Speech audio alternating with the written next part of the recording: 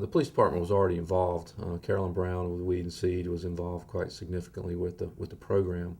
But when I met Miss Rogers and when I met with some of the other teachers over at one of the initial events, I could just see the passion and the dedication and the commitment that those teachers and Miss Rogers had to the kids, and giving them every opportunity that they could to let them know that they could succeed and do anything that they wanted to do, and that education is one thing that nobody can ever take away from you, and it's so important. We go over regularly and visit with the teachers and the children, because there's a couple of things there. One, we want them to know that we're there to support them. We want them to know that we know who they are, what they're doing, and the successes that they've had already, and that we want to make sure that continues.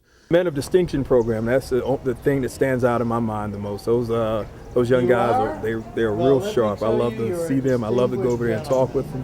What we have done, we have started recognizing the obesity epidemic obesity in children epidemic in this country. We decided to initiate a program here at the school with parents and children to provide them with information about nutrition and healthy eating, healthy lifestyle, exercising alternatives to help them not only to get the weight off, but to keep it off, as well as to just lead a healthy lifestyle. One of the things that we take great pride in the Black Expo is giving back to the community.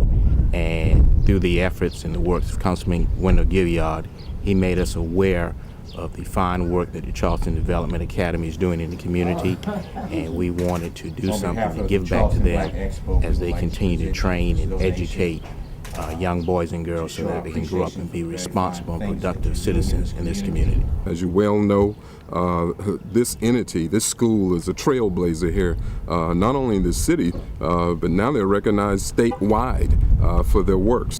Charleston Development Academy. Good afternoon and welcome to the Diabetics Walk. Walk for Cure! Walk for Cure! Walk for Cure! Walk for Cure!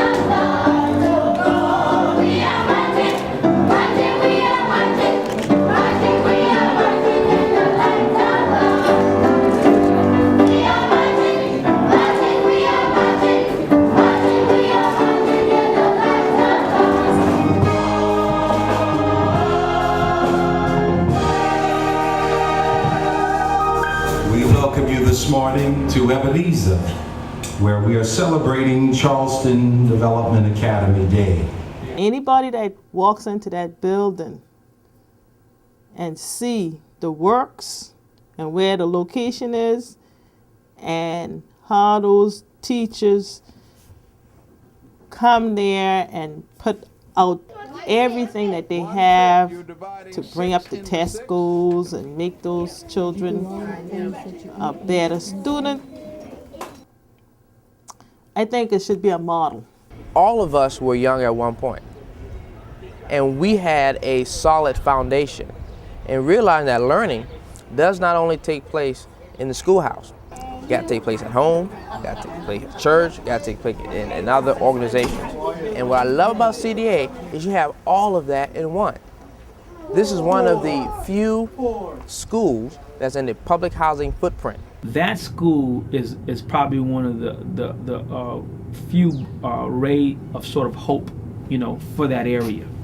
Because, think about it for a second. If you have a successful school in that kind of environment, that school has the ability to transform that area. In other words, what you will find is that crime may be reduced in that area by virtue of the fact that that school is there and the school is doing very well.